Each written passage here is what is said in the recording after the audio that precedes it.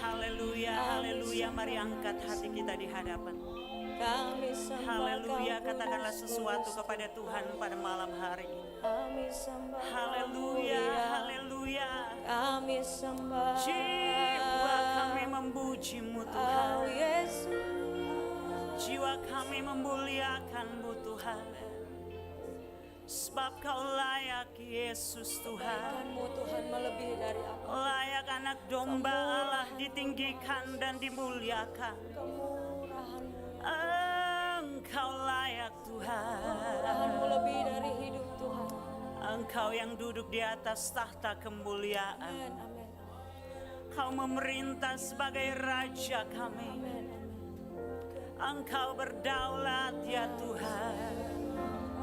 Kami umat-Mu tinggikan dan muliakan nama-Mu. Haleluya, gloria takarabaya sakarabo. Hiarabaya shikata karaya sikoratabaya rasi. Haleluya, haleluya. Kau layak, Kau Jiwa layak. kami memuliakan nama-Mu Yesus Kristus Layak Tuhan. terima sembah. Raja di atas segala raja. Nama di atas segala nama. Yesus, Haleluya, segala kuasa di bumi di surga, di bawah bumi bertekuk lutut di dalam nama-Mu. Haleluya, haleluya. Terima kasih Tuhan. Haleluya. Uriata karadabaya sakara. Bebaskan roh kita, bebaskan jiwa kita di hadapan. Biarlah roh Allah menggerakkan roh kita, menguasai roh kita, untuk kita dapat bersekutu dengan Dia dan menikmati hadirat-Nya. Haleluya, haleluya, haleluya, haleluya. Terima kasih Tuhan. Engkau Tuhan ku tinggikan, yang bangkit dan menang, Yesus Kristus Tuhan, Raja mulia dan lurus, berkorban bagimu, maka jiwaku memuja. Haleluya. Maka jiwaku memuja, menyembah Sang Raja, Yesus Kristus Tuhan. Kekal sempurna kuasa-Mu, Akulah karya-Mu, Yesus. Haleluya. Yesus Kristus Tuhan. Haleluya, haleluya, haleluya. Engkau adalah dasar dari penyembahan kami. Bukan sekedar apa yang kami terima dalam hidup ini sehingga kami menyembah Engkau. Bukan sekedar apa yang kami rasakan sehingga kami datang untuk menyembah Engkau. Kami umat-Mu datang menyembah Engkau karena ada hakikat dari pribadi-Mu. Engkau adalah Tuhan yang layak untuk ditinggikan. Kami umat ciptaan-Mu, kami tebusan-Mu. Kami tidak memiliki apa-apa dalam hidup ini. Tujuan hidup kami adalah untuk meninggikan Engkau. Terima kasih Tuhan, terima kasih Tuhan. Biarlah roh-Mu menggerakkan dan menghidupkan roh kami, untuk menghampiri Engkau di tahta kudus-Mu. Engkau tetap ada di atas tahta kemuliaan-Mu. Dan tidak ada apapun di dalam dunia ini yang dapat menurunkan Engkau dari tahta-Mu. Engkau berdaulat di atas segala sesuatu. Tetapi ketika kami menyembah Engkau, kami menemukan jati diri kami. Ketika kami menyembah Engkau, kami menikmati kepuasan dari hadirat-Mu. Ketika kami menyembah Engkau, kami dapat menghidupi kuasa dari penyembahan kepada Tuhan yang hidup dan berkuasa. Terima kasih Tuhan. Terima kasih karena Engkau hadir di tengah-tengah kami. dan pimpinlah kami dalam hadirat-Mu. Kami mau terus menyembah dan kami mau dipimpin oleh firman-Mu. Terima kasih Roh Kudus, Engkau menolong kami untuk merenungkan firman Tuhan. Karena Engkau adalah Roh pengajar, penuntun kami kepada segala kebenaran. Di dalam nama di atas segala nama Yesus Kristus Tuhan, kami siap menikmati firman dan tetap ada di hadirat Tuhan. Haleluya. Amin. Silakan duduk. Shalom. Puji Tuhan, Tuhan baik bagi kehidupan kita.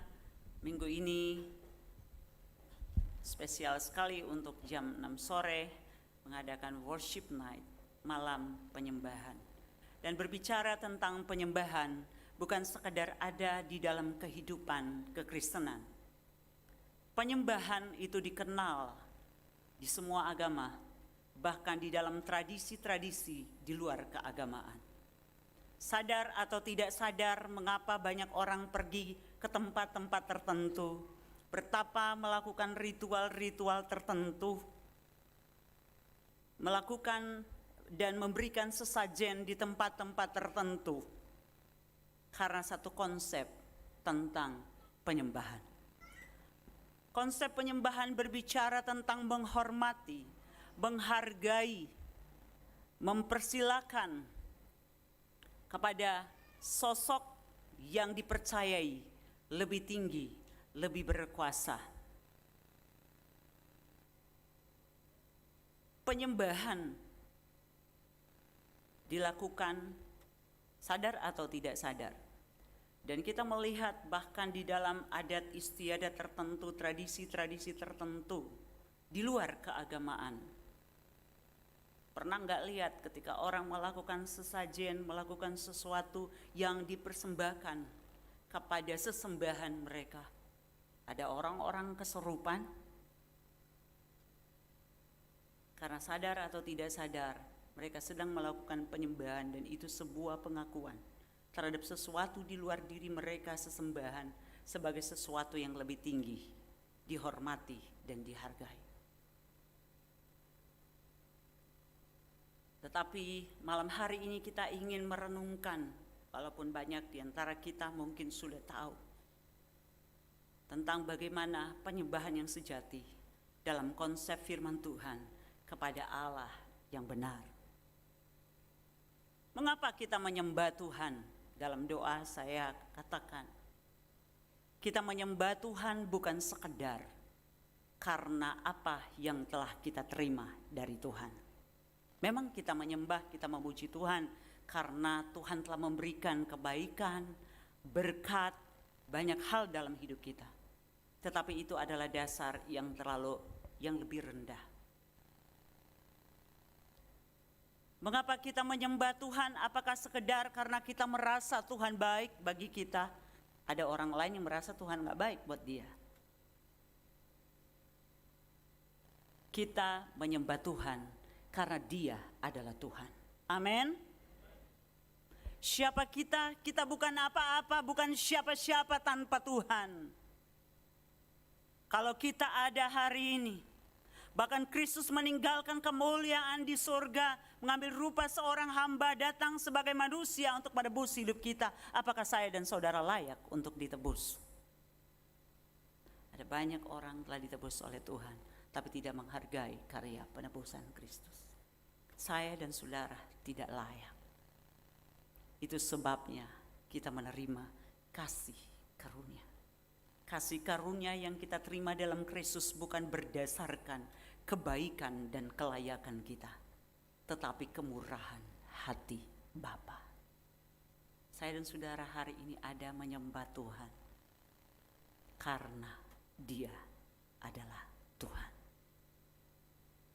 Kita meninggikan Tuhan, apakah Tuhan tambah tinggi? Tuhan tetap ada di atas tahtanya. Tidak ada seorang pun dapat menurunkan Dia dari atas tahtanya. Tapi ketika kita meninggikan namanya, membesarkan Dia, memuliakan, kita menemukan tujuan dari keberadaan kita di dunia. Kita menemukan arti dari keberadaan kita.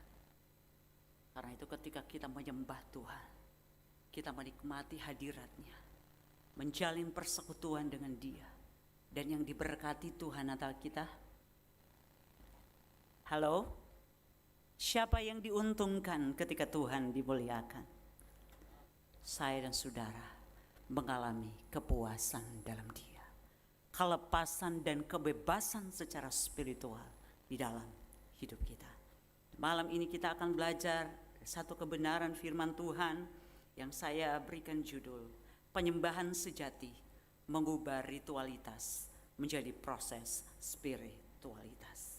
Yohanes 4 ayat 23 sampai ayat yang ke-24. Mari kita baca bersama-sama dengan bersuara. Yohanes 4 ayat 23 sampai 24. Iya. Tetapi saatnya akan datang dan sudah tiba sekarang, bahwa penyembah-penyembah benar akan menyembah Bapa dalam roh dan kebenaran. Sebab Bapa menghendaki penyembah-penyembah demikian. Allah itu roh, dan barang siapa menyembah Dia harus menyembahnya dalam roh dan kebenaran. Amin. Kisah ini berangkat dari latar belakang percakapan antara Yesus dan perempuan Samaria. Yesus mampir, dia melintasi daerah Samaria, dia sampai ke sebuah kota yang bernama Sikar, dan dia datang di siang bolong. Karena dia tahu ada seorang yang perlu dia. Orang ini tidak meminta, dia sembunyi-sembunyi datang. Tapi Tuhan tahu, dia perlu Tuhan. Saya tidak mengulang latar belakang itu. Tetapi singkat cerita ketika dia berjumpa perempuan Samaria. Orang Samaria tidak bergaul dengan orang Yahudi. Karena mereka dianggap orang-orang yang telah keluar dari, telah kawin campur dan pergi. Meninggalkan sesuatu yang orang Yahudi sangat memelihara itu. Mereka benar-benar menjunjung tinggi kehidupan yang tidak bercampur dengan orang-orang yang belum mengenal Tuhan, bangsa-bangsa yang belum mengenal Tuhan. Singkat cerita, berjumpalah Yesus dengan perempuan Samaria. Yesus pakai alasan untuk minta air. Dan wanita ini bilang, kamu gak tahu bahwa orang Yahudi gak bergaul dengan orang Samaria. Tapi singkat cerita kita bisa baca di seluruh pasal 4. Tapi satu hal yang Yesus katakan kepada perempuan ini tentang air hidup. Dan satu yang paling menyentuh adalah ketika Yesus bilang, kamu pulang panggil suamimu. Dia gak punya suami. Dia ternyata hidup dengan, mungkin saja ada banyak orang tapi pasti gak ada di sini. Orang bilang 7-Eleven, tinggal bersama tanpa ikatan pernikahan.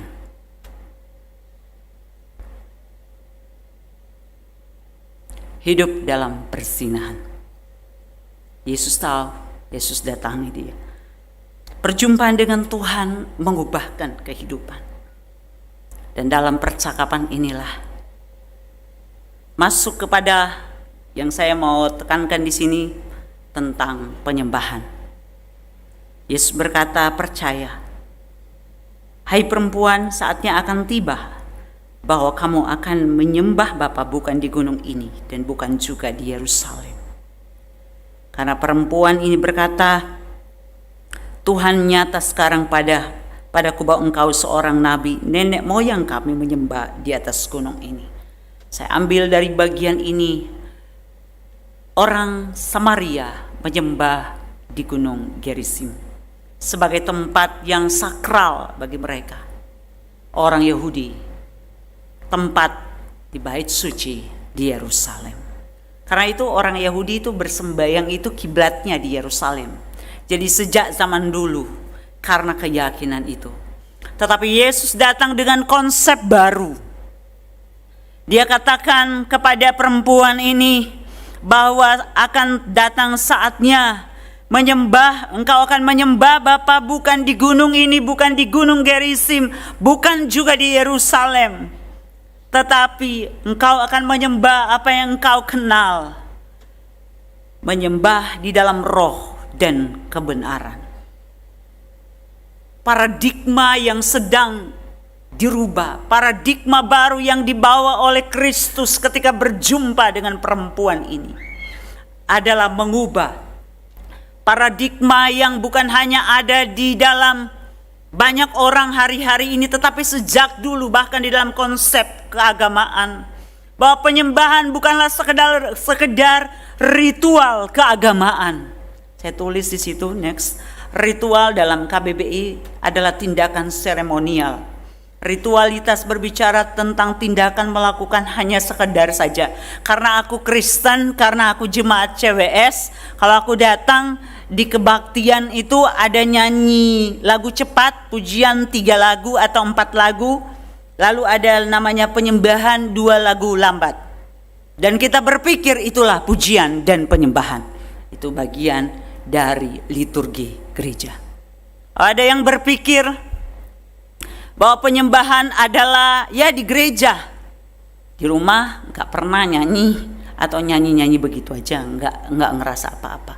Yang paling parah ketika tidak dari sini, di tempat lain, berjumpa dengan orang yang sedang berlatih mempersiapkan lagu dan berkata, enak banget tuh lagu, aku mau yang lagu itu karena enak buat saya. Ada juga yang lupa, tidak sadar ketika memimpin dan dia berkata, terima kasih. Saudara, pujian dan penyembahan buat siapa? Buat diri kita apa buat Tuhan? Halo? Yang harus dibuat enak didengar itu di pendengaran Tuhan. Karena tidak ada apapun yang dapat berubah dari diri kita kalau itu hanya sekedar sebuah ritual keagamaan, bagian dari liturgi gereja. Karena ada banyak orang nyanyi sambil pikiran melayang ke sana kemari. Bahkan dulu suami saya pernah cerita di sebuah gereja, bukan di gereja ini, lagi penyembahan tiba-tiba ada bapak-bapak, dia sambil angkat telepon sambil menyanyi, halo halo, nyanyi tapi halo halo, dan dia balik lagi. Apakah itu pujian dan penyembahan, saudara? Ritual. Dan kerap kali ada banyak orang berpikir bahwa mereka sedang menyembah Tuhan, sedang memuji Tuhan, tetapi ternyata mereka tidak sampai kepada sebuah kedalaman yang dimaksudkan oleh firman Tuhan. Itu hanya ritualitas, tindakan seremonial semata-mata. Yesus berkata, bukan di Gunung Gerizim pusat penyembahan, bukan juga di Yerusalem pusat penyembahan, tetapi penyembah yang benar akan menyembah di dalam roh dan kebenaran. Tuhan yang ditinggikan, roh dan hidup kita bersekutu dengan rohnya, terhubung dengan dia. Ini bicara tentang spiritual. Spiritual berhubungan dengan rohani atau bersifat kejiwaan, batin. Spiritualitas berbicara tentang sumber motivasi dan emosi pencarian individu yang berkenaan dengan hubungan seseorang dengan Tuhan. Di dalam diri kita ada bagian fisik, bertepuk tangan, kita perlu mengangkat tangan, mengekspresikan itu. Tetapi bukan hanya bagian luar, yang terutama apakah roh kita terhubung dengan roh Tuhan? Apakah kita sedang hidup dalam perkenan Tuhan, sehingga pujian dan penyembahan kita berkenan di hadapan Tuhan, bukan dusta dari mulut kita, Engkau Tuhan kutinggikan, tapi kita tidak sedang hidup dalam kebenaran. Engkau Tuhan kutinggikan, tapi pikiran kita tidak ada kepada Dia. Roh adalah bagian terdalam di mana kita berhubungan dengan Tuhan. Fisik adalah tempat di mana kita merasakan keberadaan diri kita, kesadaran akan diri kita. Jiwa adalah bagian di mana kita memiliki kesadaran akan keberadaan kita. Tetapi di dalam roh kita memiliki kesadaran akan Allah dan terhubung dengan Dia. 4 hal dengan cepat saya ingin sharingkan kepada kita pada malam ini. Penyembahan yang sejati adalah bukan sekedar ritualitas, tetapi sebuah proses spiritualitas di mana kita terhubung dengan Tuhan dalam penyembahan. Yang pertama, penyembahan sejati dimulai dari perjumpaan dengan Tuhan. Yohanes 4 ayat 22, kamu menyembah apa yang tidak kamu kenal. Kami menyembah apa yang kami kenal, sebab keselamatan datang dari bangsa Yahudi. Perjumpaan dengan Tuhan itu sangat penting. Ketika kita menyembah Dia, bahkan ketika kita memanggilnya Bapa, ada sebuah pengenalan akan Dia di dalam diri kita, bahwa Dia adalah Tuhan yang layak ditinggikan dan dimuliakan. Lagu penyembahan, pujian penyembahan bukan sekedar sesuatu yang berbicara tentang apa yang kita sukai, tapi yang namanya worship, saya kepada Tuhan. Engkau Tuhan kutinggikan. Dan ketika kita mengangkat hati kita, saudara, ada kebebasan secara roh. Kita terhubung dengan Dia, kita merasakan Dia, kita berjumpa dengan Tuhan di dalam roh, dalam penyembahan kita kepada Tuhan. Karena itu firman Tuhan yang kita baca, Yesus berkata, kamu harus menyembah apa yang kamu kenal. Mengenal Yesus Kristus sebagai Tuhan, Juru Selamat dan Raja atas hidup kita. Amin. Dia bukan sekedar Juru Selamat, tapi Dia adalah Tuhan dan Raja. Dia memerintah atas hidup kita. Perjumpaan dengan Tuhan, sehingga saya dan saudara dapat merasakan Dia. Kalau cuma jadi orang Kristen biasa, tanpa sebuah pengalaman hidup dengan Tuhan, tanpa sebuah perjumpaan dengan Tuhan, maka sia-sia. Tapi kita belajar ketika kita menyembah Dia. Entah lagu itu benar ada diciptakan atau lagu itu benar dari hati kita gubah mazmur, maka kita akan menemukan Tuhan itu dekat dalam hidup kita.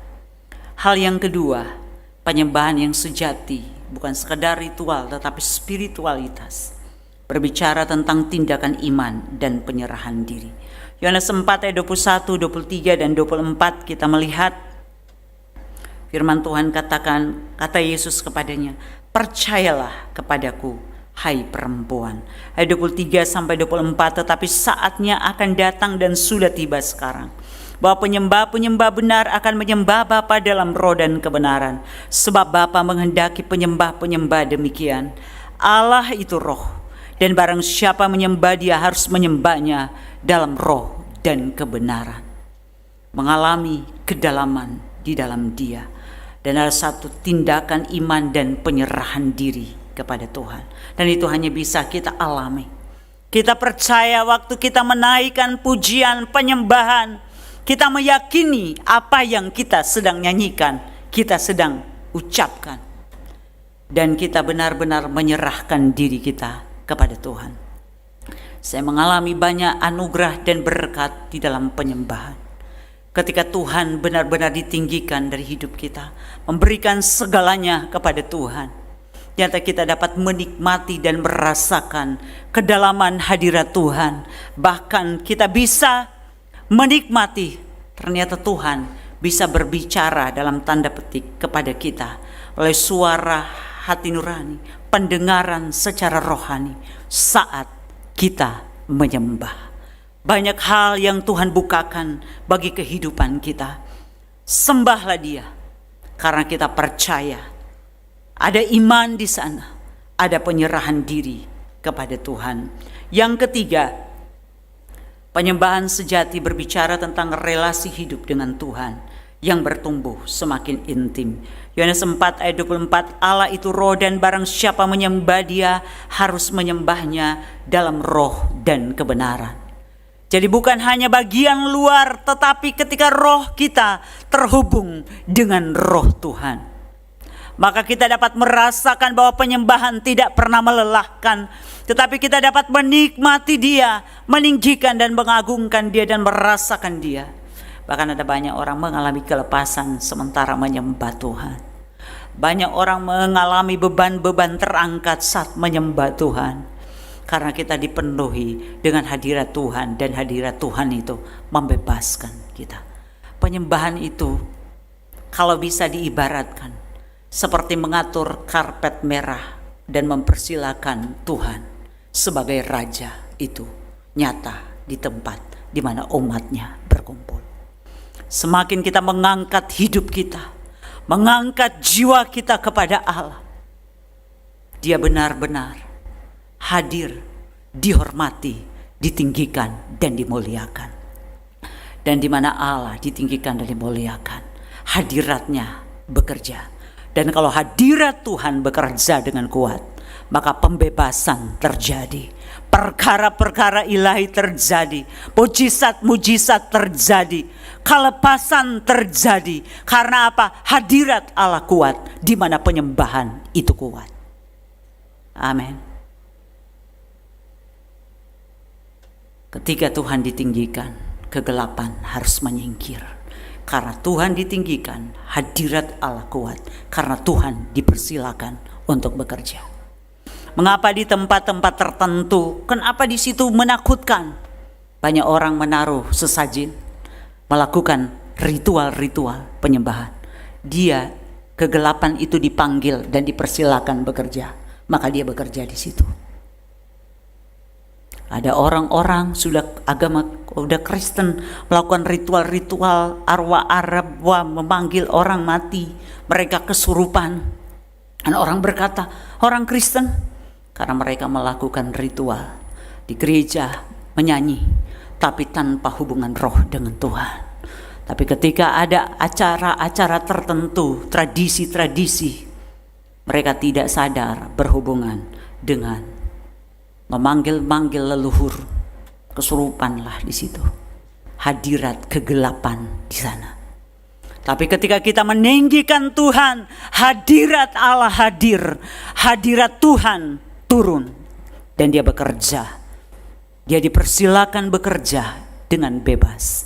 Maka dia menyatakan kuasa surgawi di tengah-tengah kehidupan umatnya.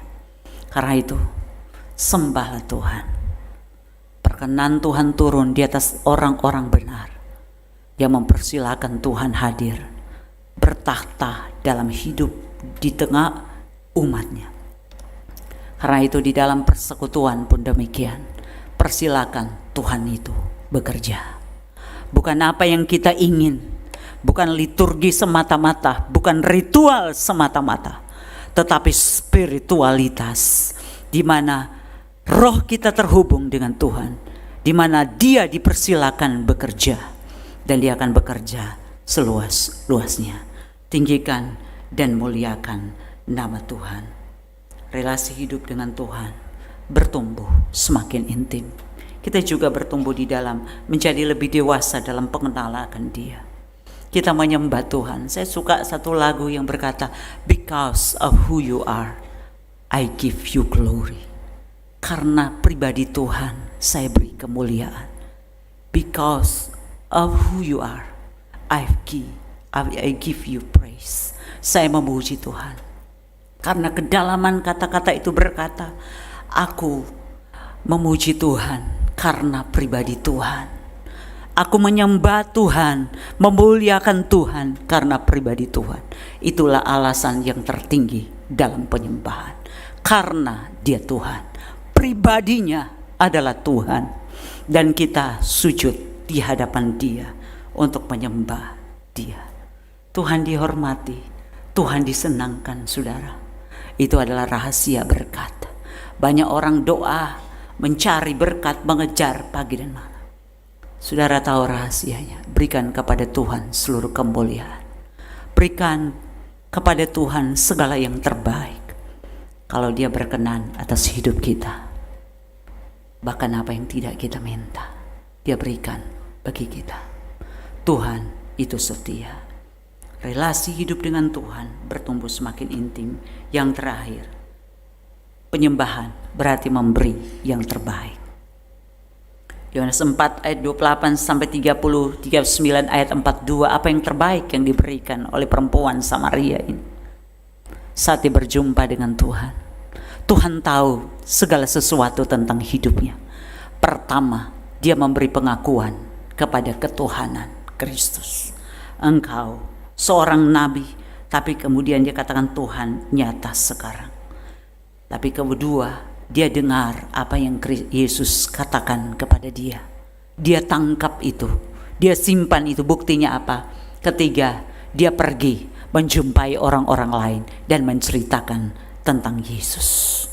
Penyembahan adalah pemberian hidup kita kepada Tuhan.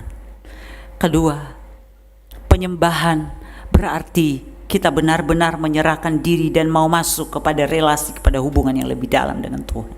Tapi penyembahan juga memberi yang terbaik. Apa yang dia beri pada waktu dia beri hidupnya, dia melakukan sesuatu, menceritakan tentang Yesus, mencari jiwa dan bawa kepada Yesus. Hidup kita seharusnya menjadi penyembahan kita kepada Tuhan. Lagu, pujian, penyembahan penting, tapi sesuatu yang lahir dari hati dan hidup jiwa kita lebih lagi sangat penting. Tapi lebih tinggi dari itu, ketika kita mengalami dia, kita beri yang terbaik bagi Tuhan seluruh hidup kita dan melakukan keinginan Tuhan. Penyembahan dan ibadah, worship yang sejati adalah mempersembahkan seluruh hidup kita kepada Tuhan. Untuk apa? Untuk kemudian menjadi alat di dalam tangan Tuhan. Tidak ada penyembahan tanpa persembahan. Kalau apapun yang kita berikan di dalam rumah Tuhan, kita lakukan kepada Tuhan, itu adalah bagian dari penyembahan kita kepada Tuhan. Saya tidak ingin panjang lebar berbicara tentang penyembahan. Ada banyak buku, ada banyak pengajaran tentang penyembahan. Ada banyak hal, praktek-praktek tentang penyembahan. Tapi yang tertinggi adalah belajarlah menjadi seorang penyembah dalam hidup sehari-hari. Setiap kali saya nyetir mobil, sepanjang jalan saya menyanyi, menyembah, saya bermazmur, saya berbicara dalam bahasa roh. Kecuali ada orang lain, saya menyanyi saja. Saya bersekutu dengan Tuhan. Di malam-malam, di tengah malam, kadang saya bangun dengan suara yang tidak perlu kencang-kencang. Saya memanggilnya Bapa, bermazmur bagi namanya. Saya menikmati kekuatan hari demi hari karena penyembahan kepada Tuhan. Dia hadir, dia sungguh dekat.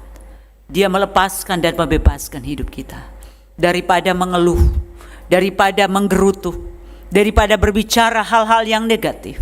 Angkat hati kita untuk terhubung dengan Tuhan. Kita menerima segalanya dari Dia saat Dia ditinggikan dan dipermuliakan dalam hidup kita. Saya ingin akhiri satu pengalaman dalam kehidupan saya 4 tahun lalu. Saya memang suka berdoa tengah malam karena itulah waktu yang bagi saya waktu yang terbaik, tidak buru-buru, dan waktu yang memisahkan antara hari sebelumnya untuk masuk ke hari berikutnya. Dan selalu ada seseorang yang tiba-tiba sudah ada di samping saya menyembah. Walau dalam keluarga kami bersama menyembah, tapi ada penyembahan yang pribadi.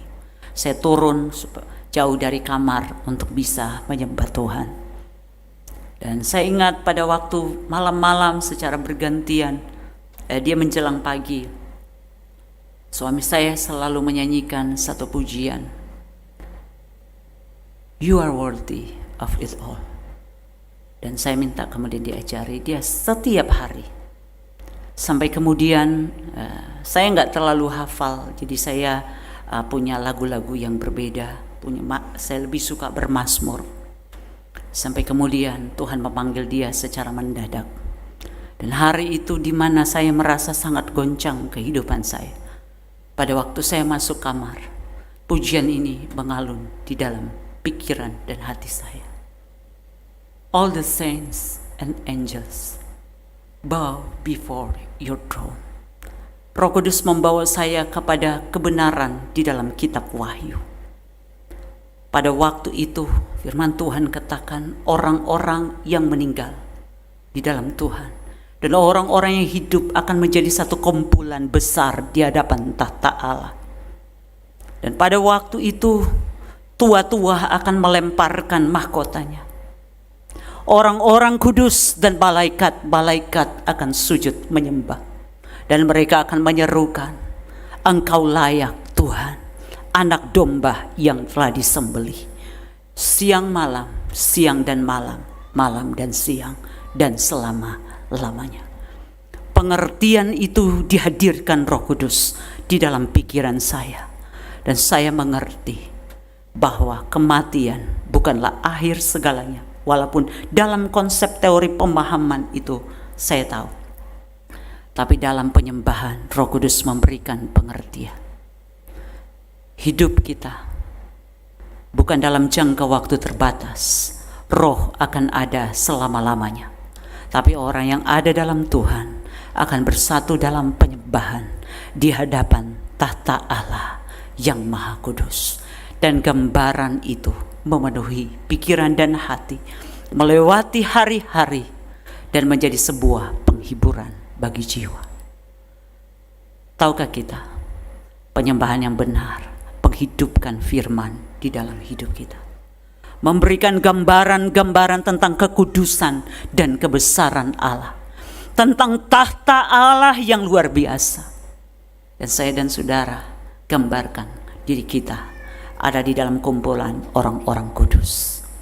Dunia adalah persiapan bagi kekekalan. Hidup kita sekarang adalah persiapan bagi kekekalan. Hiduplah dalam penyembahan, karena di hadapan tahta Allah siang dan malam, malam dan siang, kekal selamanya. Kita akan memuliakan Dia, Raja dan Tuhan kita. Mari kita berdiri bersama-sama. You are worthy of it all. Engkau layak di atas segalanya. Ujian ini diambil dari kitab Wahyu. All the saints and angels, orang-orang kudus dan para malaikat, bow before your throne, akan sujud di hadapan tahta Allah. Dan angkatlah hati kita kepada Dia. Haleluya. Tahukah kita dalam penyembahan kita dipersatukan dengan semua orang-orang kudus di seluruh bumi. Dari segala suku, kaum dan bangsa yang berdiri di hadapan tahta Allah, menyerukan namanya. Dia anak domba yang telah disembelih, Yesus Kristus, layak menerima segala hormat dan kemuliaan. Haleluya. Haleluya. Haleluya, mari angkat hati kita di hadapannya. You are worthy of it all. Haleluya, Engkau layak. You